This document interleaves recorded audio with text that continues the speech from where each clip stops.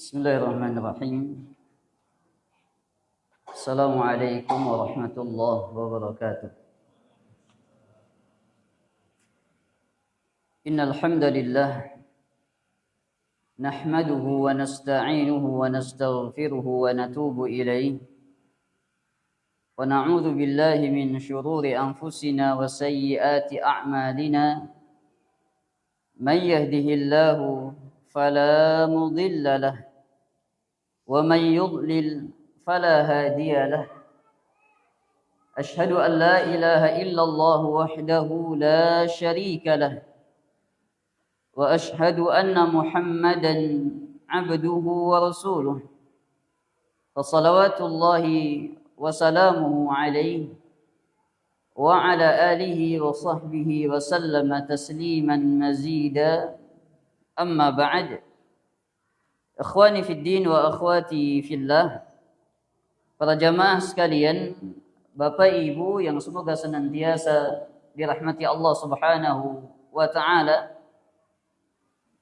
Kita bersyukur kepada Allah Jalla Jalaluh yang telah memberikan dari banyak kenikmatan, baik kenikmatan yang dirasakan oleh badan maupun kenikmatan-kenikmatan yang dirasakan oleh hati. Yang mana Allah Subhanahu wa taala menjelaskan tidak ada satupun kenikmatan baik yang ada di badan maupun di hati manusia melainkan datangnya dari Allah Subhanahu wa taala. Allah Subhanahu wa taala berfirman, "Wa ma bikum min ni'matin faminallah." Dan apapun yang ada pada diri kalian min ni'matin, dari nikmat, disebutkan dalam bentuk nakirah, apapun nikmatnya, faminallah, maka semuanya datang dari Allah Subhanahu wa taala. Demikian pula tak lupa salawat beserta salam senantiasa tercurahkan kepada baginda Nabi kita Muhammad sallallahu alaihi wasallam, yang mana beliau telah berjuang di jalan Allah Subhanahu wa taala untuk menyelamatkan umat, yang mana beliau sallallahu alaihi wasallam tak pernah menyerah, tak pernah mundur sedikit pun dalam rangka menegakkan agama Allah Subhanahu wa taala. Bapak Ibu sekalian, para jamaah yang semoga senantiasa dirahmati Allah Subhanahu wa taala, maka insyaallah dimulai dari malam yang berbahagia ini kita akan mengkaji sebuah kitab yang berjudul Syarhus Sunnah. Syarah artinya penjelasan, As-Sunnah tentang sunnah. Kita akan bahas nanti apa maksud dari kalimat As-Sunnah. Yang mana kitab ini ditulis oleh Al-Imam Ismail ibn Yahya ibn Ismail Al-Muzani rahimahullah, dan beliau dikenal dengan Al-Imam Al-Muzani. Sebelum kita masuk risalah yang beliau tulis, kita bahas sedikit terjemah atau biografi dari beliau. Adapun nama beliau adalah Ismail ibn Yahya ibn Ismail, kunyahnya Abu Ibrahim, Al-Misri Al-Muzani Asy-Syafi'i. Al-Misri, yakni beliau berasal dari negeri Mesir. Al-Muzani, Muzani ini nisbah kepada sebuah qabilah. Nama qabilahnya Muzainah. Yang mana qabilah Muzainah ini sebuah qabilah yang masyhurah, qabilah yang terkenal. Kalau ditarik ke atas silsilah qabilah ini, bertemu ke kakek buyutnya Nabi yang bernama Ilyas ibn Mudar ibn Nizar ibn Ma'ad ibn Adnan, dan Adnan min dzurriyyati Ismail, dan Adnan dari keturunan Nabi Ismail alaihi salam. Adapun Asy-Syafi'i, karena beliau bermazhab Syafi'iyah, bahkan bukan hanya bermadhab, beliau adalah murid langsung dari Al-Imam Asy-Syafi'i. Akan nanti dibahas siapa saja guru beliau dan siapa saja murid dari Imam Al-Muzani. Beliau lahir di tahun 175 Hijriah di Mesir. Dan beliau wafat tahun 264 Hijriah. Sehingga umur beliau di sini sekitar kurang lebih 89 tahun. Dan beliau rahimahullah hidup di masa Daulah Abbasiyah. Sepeninggal dari khalifah yang 4, maka muncul 2 kabilah atau 2 daulah yang masyhur. Pertama, Daulah Umayyah. Hanya saja Daulah Umayyah mendekati tahun 130 Hijriah terjadi keruntuhan. Kemudian baru berdiri setelahnya Daulah Abbasiyah. Dan Daulah Abbasiyah disebutkan oleh para ulama adalah masa-masa kejayaan para ulama. Muncul ulama-ulama besar itu di masa Daulah Abbasiyah. Dan demikian juga muncul fitnah-fitnah besar. Munculnya firqah-firqah, kelompok-kelompok yang menyimpang dalam Islam banyak muncul di Daulah Abbasiyah. Dan di masa kehidupan dari Al-Imam Al-Muzani, beliau mendapati 11 khalifah Daulah Abbasiyah. Beliau mendapati masa Harun Ar-Rasyid yang terkenal rahimahullah. Dan beliau mendapati masa di mana Imam Ahmad rahimahullah diuji dengan ujian dikarenakan muncul 3 khalifah yang berada di atas pemahaman Mu'tazilah. Sebuah pemahaman yang mengatakan Al-Quran bukan kalamullah, tapi Al-Quran adalah makhluk. Dan Imam Ahmad tidak mau mengatakan Al-Quran adalah makhluk, maka ditangkap, dipenjara, dan disiksa. Al-Imam Al-Muzani mendapati masa kekhilafan. Maka ini terkait dengan lahir dan wafatnya Al-Imam Al-Muzani. Dan beliau rahimahullah memiliki beberapa orang guru. Yang paling terkenalnya guru beliau adalah Muhammad ibn Idris Asy-Syafi'i rahimahullah. Jadi beliau berguru langsung dengan Imam Asy-Syafi'i. Dan orang yang membuat Al-Imam Al-Muzani tertarik belajar fikih adalah Imam Asy-Syafi'i. Imam Asy-Syafi'i pernah berkata kepada beliau yang membuat arah kiblat beliau lebih condong kepada ilmu fikih. Kata Imam Asy-Syafi'i, inginkah aku tunjukkan kepadamu sebuah ilmu apabila engkau benar, engkau mendapatkan pahala, dan apabila engkau salah, engkau tidak berdosa. Jadi kalau benar dapat pahala, tapi kalau salah engkau tidak berdosa. Maka Imam Al-Muzani berkata, ilmu apa itu? Kata Imam Asy-Syafi'i, al-fiqh, ilmu fikih. Kenapa demikian? Karena dalam ilmu fikih ada yang disebut dengan ijtihad seorang imam. Dan ijtihad seorang imam masuk ke dalam hadis Nabi alaihi salatu wassalam, idza jtahadal hakim, kalau seorang hakim berijtihad menyimpulkan hukum, apabila dia benar, dia mendapatkan 2 pahala. Pahala ijtihad dan pahala kebenarannya. Apabila dia salah, dia mendapatkan 1 pahala. Sehingga ketika salah dia tidak berdosa. Jadi dia mendapatkan pahala ijtihad, tidak mendapatkan pahala ijtihad yang benar. Maka ini ucapan Al-Imam Asy-Syafi'i kepada Al-Imam Al-Muzani. Bahkan Imam Asy-Syafi'i berkata, Al-Muzaniyu nasiru madhhabi. Sebagaimana dinukil oleh Al-Imam Al-Zahabi dalam Siyar A'lamin Nubala dan juga As-Subki dalam Manaqib Asy-Syafi'i. Kata Imam Asy-Syafi'i, Al-Imam Al-Muzani nasiru madhhabi, adalah penolong madhabku. Kita akan sebutkan nanti sebuah kitab yang terkenal karya Al-Imam Al-Muzani yang dengannya beliau mengumpulkan dari ilmu Al-Imam Asy-Syafi'i rahimahullah. Kemudian di antara guru beliau yang lain yang juga terkenal adalah Nu'aim ibn Hammad. Nu'aim bin Hammad rahimahullah, ini juga salah satu dari gurunya Al-Imam Al-Bukhari rahimahullah. Kemudian beliau juga memiliki beberapa orang murid. Di antara murid beliau yang terkenalnya, yang pertama adalah Imam Ibnu Khuzaimah. Kalau pernah baca kitab Sahih Ibnu Khuzaimah, beliau adalah salah satu dari muridnya Al-Imam Al-Muzani.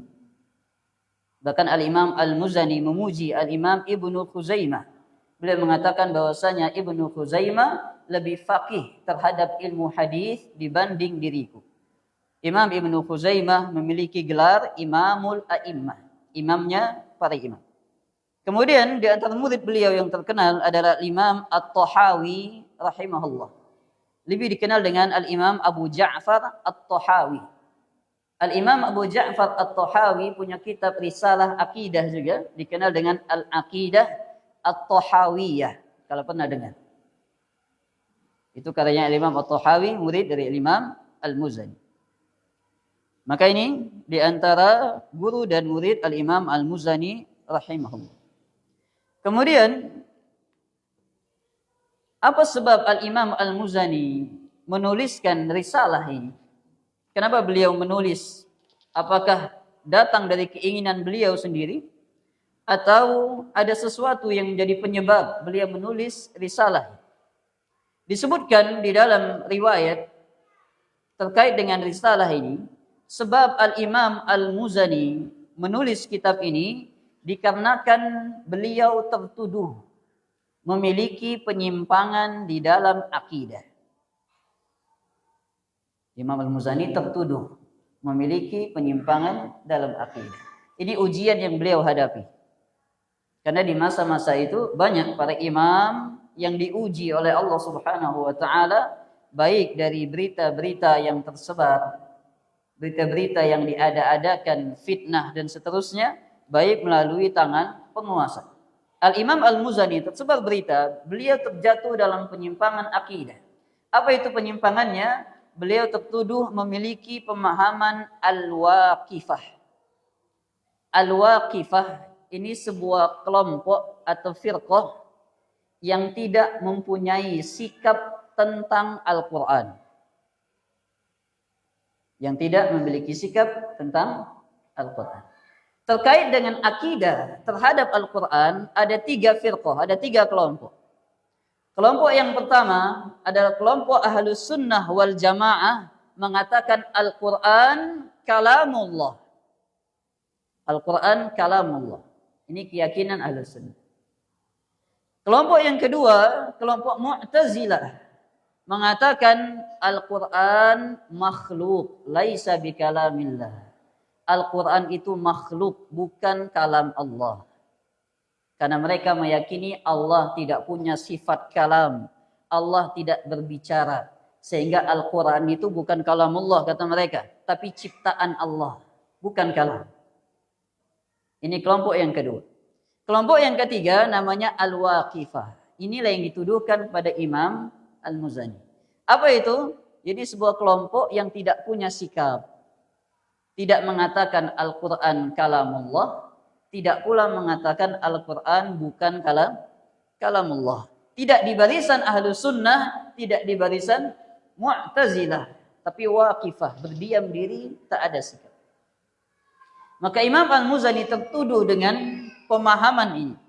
Sehingga beliau menuliskan risalah ini dalam rangka menjelaskan akidah beliau terhadap Al-Quran dan yang lainnya.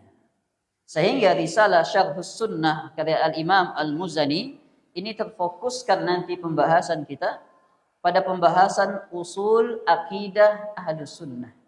Pondasi-pondasi akidah Ahlus Sunnah wal Jamaah. Maka ini sedikit ringkas biografi dan latar belakang penulisan kitab Syarhus Sunnah Al-Muzani rahimahullah. Bapak Ibu sekalian para jamaah yang semoga senantiasa dirahmati Allah Subhanahu wa taala, kita masuk penjelasan terkait dengan judul kitab. Kitab ini berjudul Syarhu As-Sunnah. Syarhu artinya penjelasan. Adapun as-sunnah, apa itu sunnah? Sunnah secara bahasa memiliki dua makna. Makna yang pertama dari sunnah adalah at-tariqah. Artinya jalan atau metode. Kemudian makna sunnah yang kedua adalah as-sirah. Ini makna secara bahasa. Sirah maknanya riwayat atau perjalanan.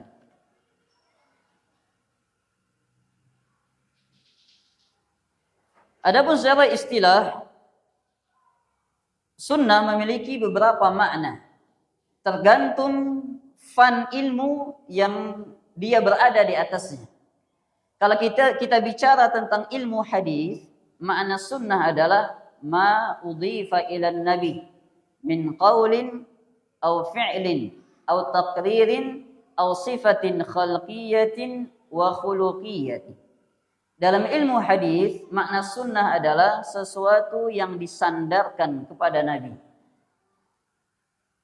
Baik ucapan beliau atau perbuatan beliau atau persetujuan beliau atau sifat beliau, baik sifat akhlak maupun sifat fisik. Ini sunnah dalam ilmu hadis. Kalau kita bicara dalam fan ilmu fikih, makna sunnah adalah ma amara bihi syari' la ala wajhil ilzam. Sunnah dalam ilmu fikih maknanya apa yang diperintahkan oleh syariat secara tidak wajib. Diperintah tapi tidak wajib. Itulah sunnah dalam pembahasan ilmu fikih. Adapun sunnah, kalau kita bahas dalam pembahasan ilmu akidah atau manhaj, makna sunnah kata Imam Ibnu Rajab Al-Hambali artinya adalah al-i'tiqad as-sahih, keyakinan yang benar.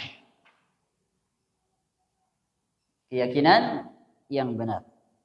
Sehingga kalau kita bicara tentang sunnah, kita lihat di fan ilmu apa kita bicara tentang sunnah. Berarti sekarang kalau kita bicara tentang sunnah dari kitab Syarhus Sunnah Al-Muzani, maknanya apa? Keyakinan yang sahih, keyakinan yang benar. Karena kita sedang bicara terkait dengan akidah dan manhaj Ahlus Sunnah wal Jamaah. Maka ini definisi dari sunnah. Kemudian terkait dengan sunnah, bahwasanya umat ini adalah umat yang dinisbatkan kepada sunnah. Dan perlu dipahami Bapak Ibu sekalian, para jamaah yang semoga senantiasa dirahmati Allah Subhanahu wa taala, penamaan ahlu sunnah itu penamaan yang datang belakangan. Di zaman Nabi, di zaman sahabat tidak ada penamaan ahlu sunnah. Di zaman Nabi dan para sahabat, orang-orang yang beriman kepada Nabi itu julukannya al-muslimun, kaum muslimin.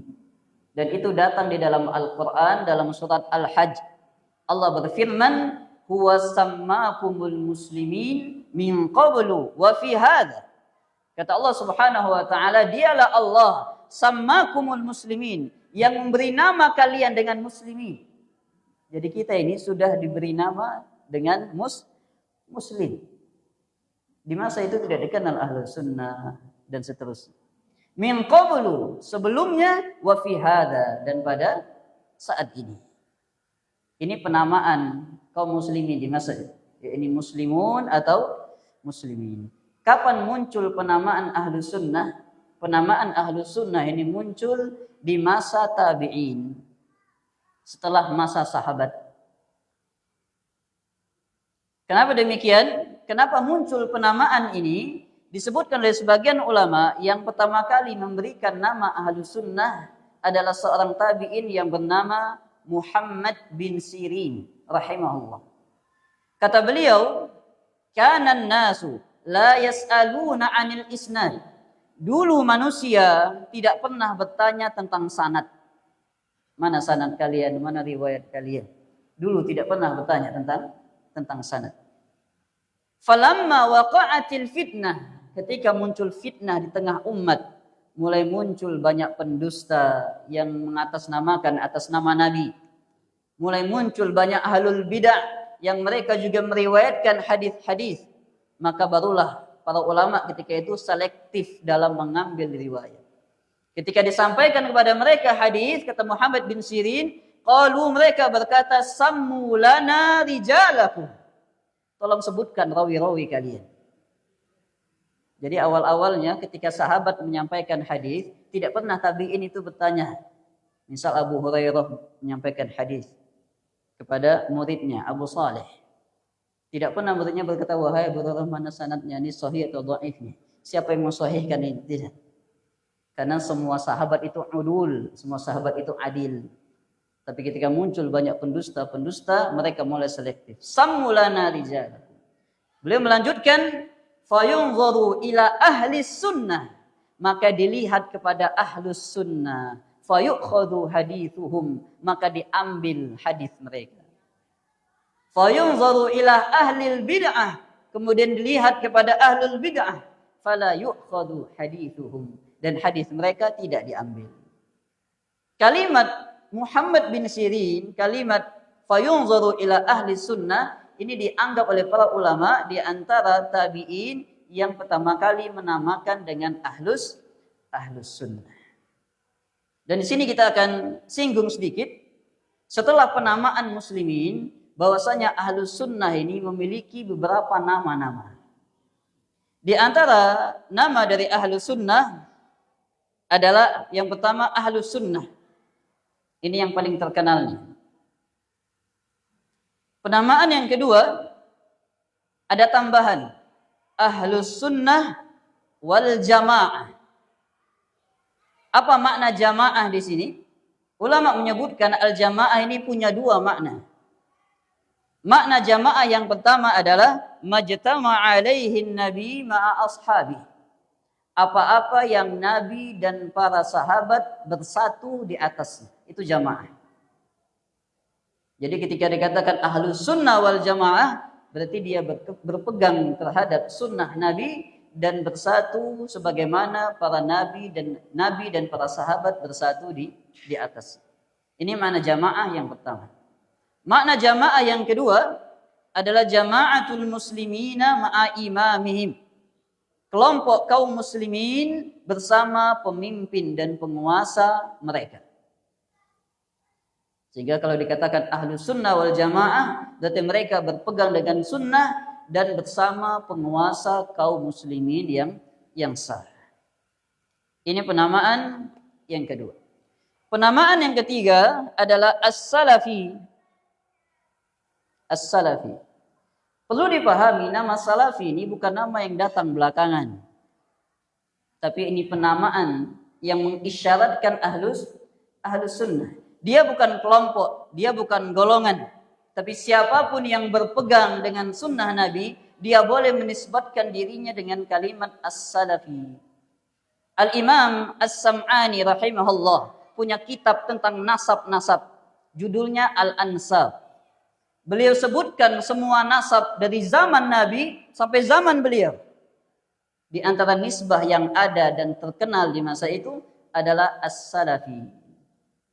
Dari mana datang penisbatan ini? As-salafi datang dari hadis Aisyah radhiyallahu taala anha. Hadis ketika Fatimah radhiyallahu taala anha pernah dibisiki oleh Nabi. Bisikan pertama membuat Fatimah tersenyum. Bisikan yang kedua membuat Fatimah menangis. Karena Nabi membisikkan beliau akan meninggal dunia. Kemudian Nabi berkata kepada Fatimah, "Fattaqillaha wasbiri fa innahu ni'mas salaf ana laki." Nabi berkata, bertakwalah kepada Allah dan bersabarlah. Sesungguhnya ni'mas salaf, sebaik-baiknya salaf ana laki, aku untuk dirimu.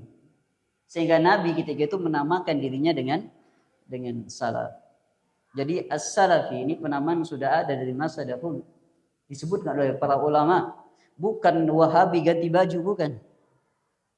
Memang ada penamaan yang secara ilmiah bisa dibuktikan dari hadis-hadis Nabi sallallahu alaihi wasallam. Kemudian penamaan yang keempat disebut dengan al-firqatun najiyah. Al-firqah an-najiyah. Firqah artinya kelompok. An-najiyah yang selamat. Dari mana datang penamaan ini?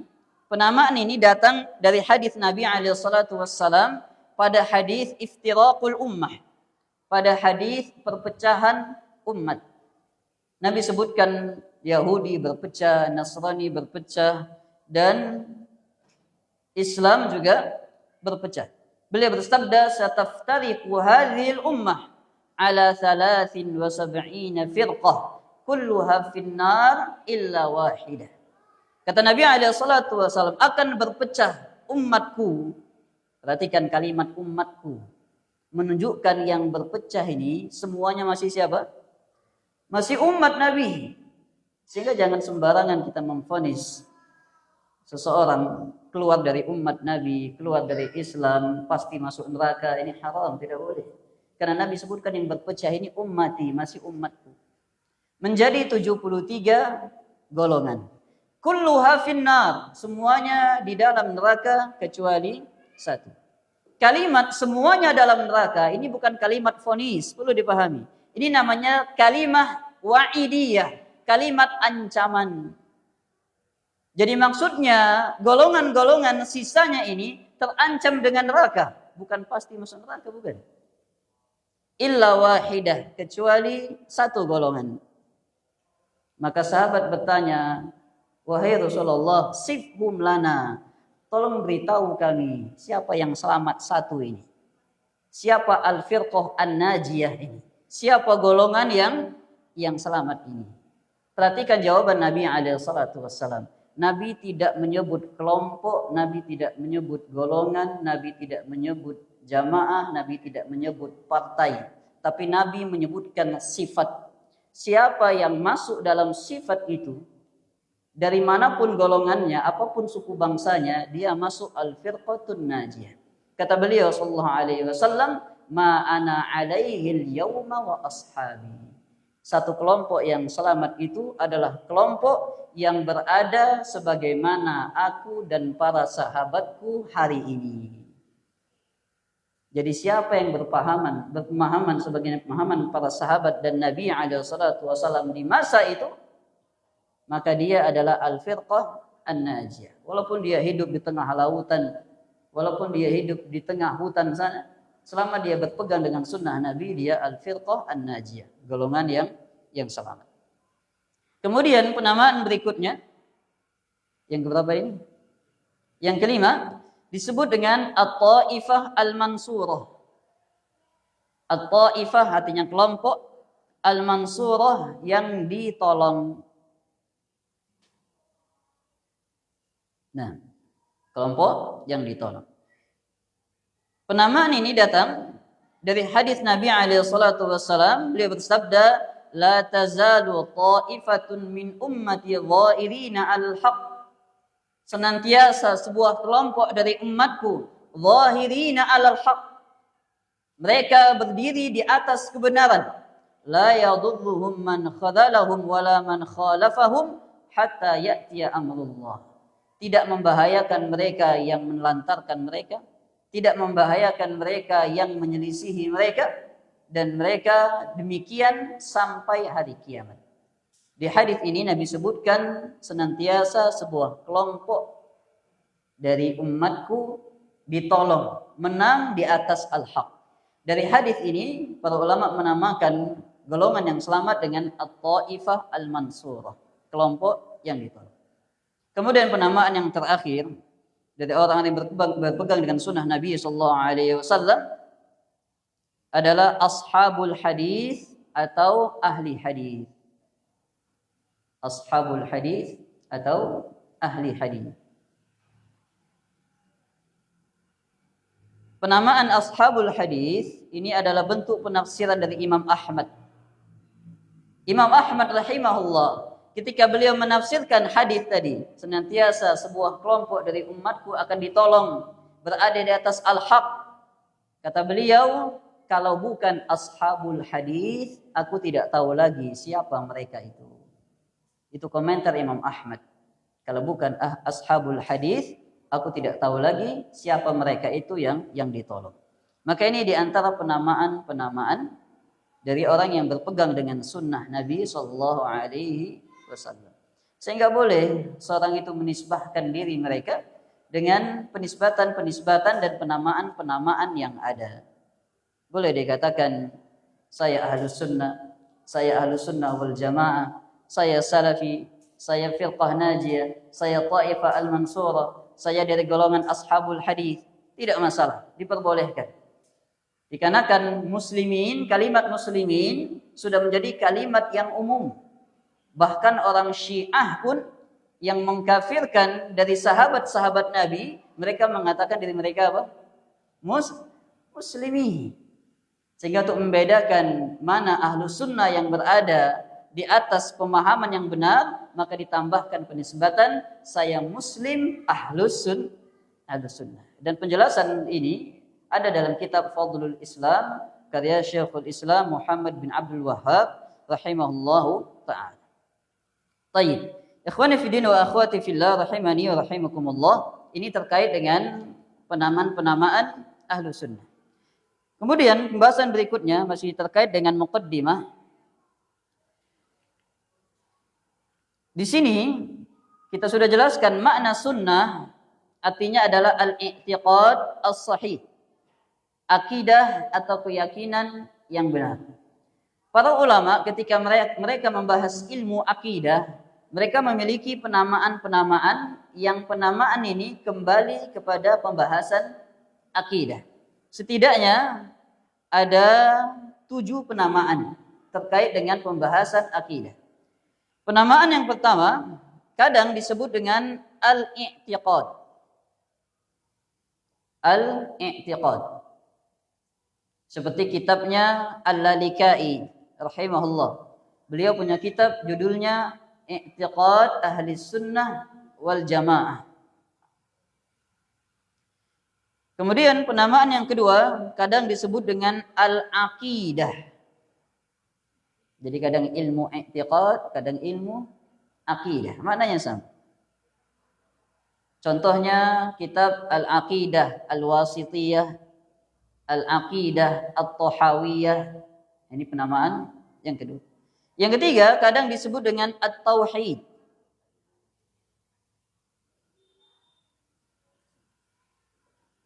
Dan kitab At-Tauhid sudah ada dari masa para ulama di masa dahulu. Ada kitab Tauhid karya Ibnu Khuzaimah, muridnya Al-Imam Al-Muzani. Ada kitab Tauhid karya Ibnu Mandah. Ada kitab Tauhid karya Syekhul Islam Muhammad bin Abdul Wahhab, pembahasan tentang akidah. Kemudian penamaan yang keempat kadang disebut dengan asy-syari'ah. Jadi ilmu akidah kadang disebut dengan ilmu asy-syari'ah. Ada kitab akidah yang berisikan riwayat-riwayat karya Al-Ajurri, judulnya Asy-Syari'ah. Penamaan berikutnya adalah Al-Iman. Sebagian ulama menamakan pembahasan akidah dengan iman. Seperti Kitabul Iman. Kitabul Iman membahas tentang akidah. Penamaan yang terakhir adalah Al-Usul. Kita mungkin sering baca kitab Al-Usul Ats-Tsalatsah, Al-Usul Sittah. Isinya pembahasan apa? Akidah atau fikih? Pembahasan akidah. Maka ini penamaan-penamaan yang disebutkan para ulama untuk mengisyaratkan dari pembahasan akidah. Baik, maka ini muqaddimah terkait pembahasan kita. Sekarang kita masuk ucapan Al-Imam Al-Muzani rahimahullah. Ketika beliau tertuduh dengan penyimpangan dalam akidah, beliau menulis akidah ini, beliau akan bahas tentang Al-Quran, tentang kebangkitan dari kiamat dan pembahasan-pembahasan yang lainnya yang beliau tertuduh dengannya. Dan di sini beliau membuktikan beliau berada di atas akidah Ahlussunnah wal Jamaah, dan beliau berada di atas akidah guru beliau, akidah Al-Imam Asy-Syafi'i. Maka ketika kita baca kitab Syarhus Sunnah Al-Muzani, secara tidak langsung kita sedang belajar akidahnya siapa? Al-Imam Asy-Syafi'i rahimahullah. Imam Asy-Syafi'i di Mesir, beliau punya majlis, punya halaqah, punya taklim khusus. Ketika beliau wafat, yang menggantikan murid beliau namanya Al-Buwaiti rahimahullah. Ketika Al-Buwaiti wafat, yang menggantikan adalah Al-Imam Al-Muzani. Ini menunjukkan bahwa Imam Al-Muzani ini punya kedudukan di sisi Al-Imam Asy-Syafi'i rahimahullah. Beliau buka risalahnya dengan basmalah. Kata beliau, Bismillahirrahmanirrahim.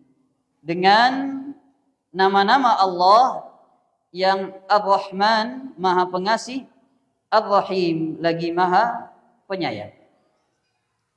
Beliau buka dengan basmalah, sebagaimana yang masyhur, ada 4 faedah. Kenapa beliau buka kitabnya dengan basmalah?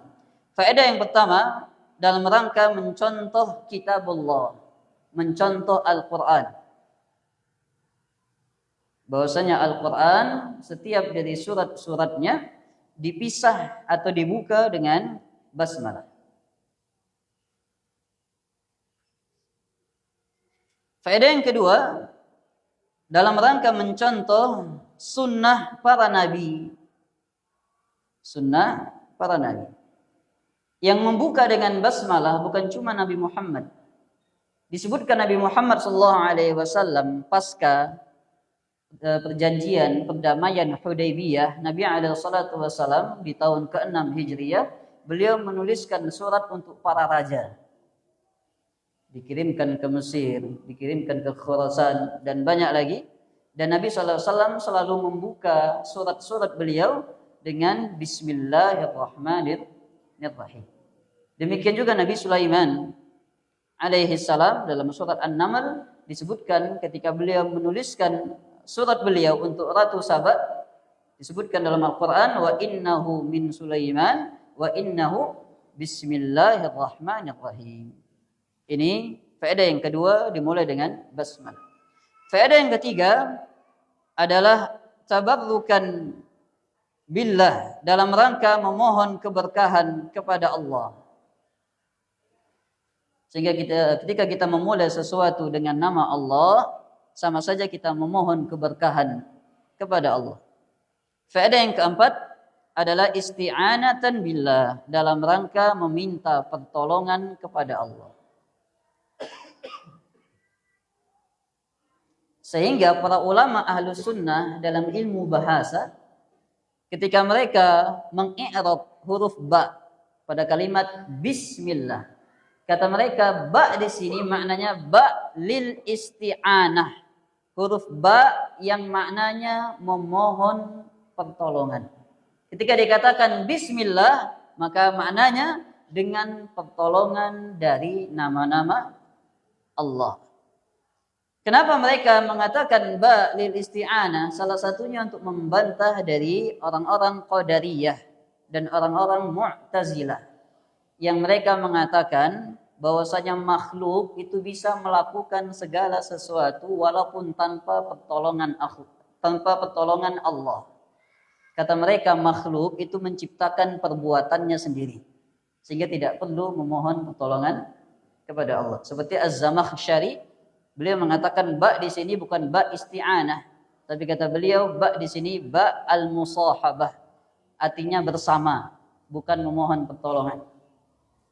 Ketika dikatakan bismillah, maknanya cuma bersama dengan nama-nama Allah. Maka yang benarnya selain al-musahabah, ba di sini bermakna isti'anah, memohon pertolongan kepada Allah. Kemudian terkait dengan ismillah, nama-nama Allah dalam ilmu usul disebut dengan mufrad mudhafun, sekalimat mufrad yang diidhafahkan, yang memiliki makna umum. Sehingga kalau dikatakan bismillah dengan nama Allah, maknanya dengan semua nama Allah. Sehingga ketika kita membaca basmalah, kita sedang memohon pertolongan dengan semua nama dari nama-nama Allah. Allah punya nama-nama. Kita akan jelaskan nanti kaidah-kaidah terkait dengan nama dan sifat Allah. Allahi, di sini ada 3 nama Allah. Ada Allah, ada Ar-Rahman, ada Ar-Rahim. Allah maknanya kata Ibnu Abbas, Dzul Uluhiyah, pemilik peribadatan. Itu makna Allah. Sehingga ketika Allah Subhanahu wa taala menamakan dirinya dengan Allah, menunjukkan Allah memiliki semua jenis peribadatan. Kemudian Ar-Rahim. Ar-Rahim maknanya adalah Dzur Rahmati Al-Wasi'ah, pemilik rahmat yang luas. Itu Rahman. Adapun Rahim, Dzur Rahmah Al-Khassah, pemilik rahmat yang khusus. Jadi Rahman dan Rahim kalau diterjemahkan secara bahasa artinya sama-sama penyayang.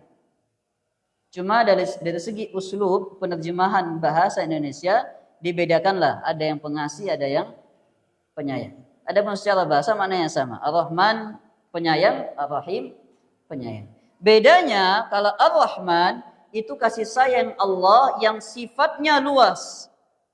Allah menyayangi semua makhluk, muslim maupun kafir, beriman maupun tidak beriman. Apa buktinya? Yang muslim diberikan makan, yang kafir diberikan makan. Yang muslim diberikan harta, yang kafir juga diberikan harta. Bahkan kadang yang kafir hartanya lebih banyak. Kasih sayang Allah yang luas ini adalah konsekuensi dari nama Allah Ar-Rahman. Oleh karena ada sebuah surat yang di situ berisikan kasih sayang Allah. Ar-Rahman 'allamal Qur'an, khalaqal insan, 'allamahul bayan. Ar-Rahman, Allah Ar-Rahman. Dia yang mengajarkan Al-Qur'an, khalaqal insan. Dia yang menciptakan al-insan, semua manusia. Yang muslim diciptakan, yang kafir juga diciptakan. Ini Rahman. Kemudian Ar-Rahim adalah kasih sayang Allah yang sifatnya khusus untuk orang-orang yang beriman. Sebagaimana di dalam ayat Allah Subhanahu wa taala berfirman, "Wa kana bil mu'minina rahima." Dan Allah rahmat terhadap orang-orang yang beriman. Ini yang membedakan antara Ar-Rahman dan Ar-Rahim. Sama-sama Allah zat yang maha menyayangi, hanya saja yang satu bersifat luas, yang satu khusus untuk orang-orang yang beriman. Kemudian beliau melanjutkan, "Asamanallahu wa iyyakum bittaqwa wa waffaqana wa iyyakum limuwafaqatil huda." Semoga Allah menjaga kami dan kalian bittaqwa, dengan ketakwaan, dan memberi taufik kepada kami dan kepada kalian untuk mencocoki petunjuk. Muwafaqah mencocoki, al-huda petunjuk. Ini kalimat adalah kalimat doa. Beliau sedang mendoakan orang-orang yang tadi menulis surat untuk beliau, untuk bertanya apakah benar Imam Al-Muzani berada di atas penyimpangan akidah. Maka Imam Muzani mengawali dengan doa kepada mereka. Dan ini pun doa untuk yang membaca kitab beliau. Dari sini di antara faedah yang bisa kita ambil, menunjukkan rahmatnya para ulama kepada kaum mukminin. Dan kita perhatikan kitab-kitab para ulama, banyak mereka selipkan doa-doa untuk kita para pembaca, para penuntut ilmu. Seperti kitab Al-Usul Ats-Tsalatsah. Beliau berkata, "I'lam rahimakallah." Atau dalam Al-Qawaidul Arba', "Arsyadakallahu li ta'atihi," dan seterusnya. Ini kalimat-kalimat doa. Kata Al-Imam Ibnul Qayyim rahimahullah, ilmu dan rahmat itu sesuatu yang selalu jalan berbarengan. Semakin berilmu seseorang, dia semakin merahmati orang lain. Semakin jahil seseorang, semakin tidak paham cara merahmati orang lain. Oleh karenanya, manusia yang paling sayang kepada kita itu siapa? Siapa? Rasulullah. Kenapa? Kenapa? Karena beliau manusia paling berilmu. Oleh karenanya Allah Subhanahu wa taala jelaskan di dalam Al-Qur'an, "Wa ma arsalnaka illa rahmatan lil alamin." Kami tidak mengutus engkau wahai Muhammad kecuali rahmatan lil alamin, sebagai rahmat bagi semesta alam. Oleh karenanya seorang muslim Ahlussunnah semakin dia belajar agama, semakin bertambah ilmunya, bukan semakin keras hati dan sikapnya, tapi semakin lembut, semakin halus, semakin baik tutur katanya, semakin pandai dia menjaga diksi, mana yang tepat, mana yang kurang tepat. Maka ini terkait dengan rahmat. Al-Imam Al-Muzani seorang alim, dari bentuk rahmat beliau kepada kita, beliau mendoakan, asamanallahu wa iyyakum, semoga Allah menjaga kami dan kalian dengan ketakwaan dan memberi taufik kepada kami dan kalian untuk mencocoki petunjuk. Di sini beliau singgung kalimat at-taqwa dan kalimat al-huda. Kita jelaskan sedikit. At-taqwa, kalimat taqwa secara bahasa diambil dari kalimat wiqayah. Artinya penjaga atau penjagaan. Jadi taqwa secara bahasa itu maknanya penjagaan. Dikarenakan taqwa itu menjaga seorang hamba dari azab Allah. Taqwa menjaga seorang hamba dari hukuman dan api neraka. Dikatakan taqwa. Adapun definisi secara istilah, makna dari taqwa, ada ucapan yang bagus dari seorang salaf namanya Talaq bin Habib rahimahullah. Beliau mendefinisikan taqwa dengan definisi yang jami' mani, yang sangat mencakup maknanya. Kata beliau, taqwa adalah an ta'mala bi ta'atillahi ala nurin minallah tarju thawaballah. Kata beliau, taqwa adalah engkau melakukan ketaatan di atas cahaya ilmu karena mengharapkan pahala. Melakukan ketaatan di atas ilmu karena mengharapkan pahala. Jadi ketaatan yang dilakukan bukan karena ikut-ikutan, bukan karena kejahilan, bukan karena malu saja, tapi memang di atas ilmu dia bangun ketaatan. Kemudian wa antatruka maksiatallah. Engkau meninggalkan maksiat kepada Allah.